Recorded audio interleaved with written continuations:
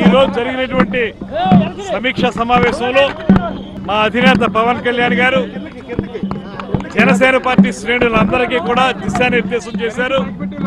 ముఖ్యంగా సమయం తక్కువగా ఉంది కనుక ఈ తక్కువ సమయంలో మనం ఎలక్షన్లకు సన్నద్ధం కావాలని, ఎలక్షన్లో మనకి ప్రజలు ఎంత అభిమానం మన మీద ఉన్నప్పటికీ కూడా దాని ఓట్ల రూపంలో మార్చుకోవడానికి ఎలక్షనీరింగ్ చేసుకునేటువంటి సమర్థత మనం చూపించాలని, అన్ని రకాల చర్మ సమస్యలకు శాశ్వత పరిష్కారం ఈ శ్రీత 9281458181 దానికి అవసరమైనటువంటి ప్రతి కార్యక్రమాన్ని ఇవాళ నుంచి మొదలు పెట్టాలని, అదేవిధంగా Telugu Desam party, Janasena party, Bharatiya Janata party మూడు కూడా కలిసి పోటీ చేసేటువంటి నేపథ్యంలో మన అందరం కలిసిమెలిసి హ్యాండ్ ఇన్ హ్యాండ్ వెళ్ళి 100% విజయం సాధించాలనేటువంటి దిశానిర్దేశం మా అందరికీ చేశారు.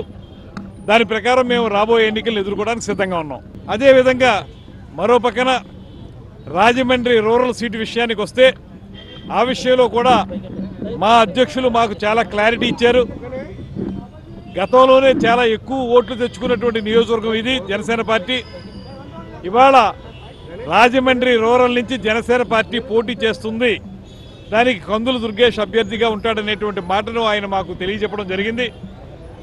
దాన్ని మనకు ఇప్పుడు సిట్టింగ్ ఎమ్మెల్యేగా ఉన్నటువంటి గోరెంట్ల బుచ్చయ్య చౌదరి గారితో కూడా ఆ విషయాన్ని చెప్పి అందరం కలిసిమెలిసి ప్రయాణం చేసి ఎన్నికల్లో విజయం సాధించాలనేటువంటి మాటను కూడా వారు స్పష్టంగా చెప్పడం జరిగింది.